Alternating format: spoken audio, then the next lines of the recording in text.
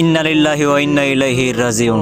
Guys, খুবই দুঃখের সাথে বলতে হচ্ছে যে আমাদের সবার প্রিয় টিম জব ব্রেকার্সের একজন প্লেয়ার জেবি চিতা অর্থাৎ সিয়াম, সে আর আমাদের মাঝে নাই। আসলে কথাটা শুনলেই জানি কিরকম লাগে যে আমাদের মাঝে কিছুদিন আগে টুর্নামেন্ট খেলছিল সেই মানুষটা এখন আমাদের মাঝে নাই। আল্লাহ তাকে জান্নাত নসিব করুক। আসলে গাইস, তার সমস্যা ছিল, তার ফুসফুসে পানি জমে গেছিল আর কিছুদিন আগে অপারেশনও হয়েছিল।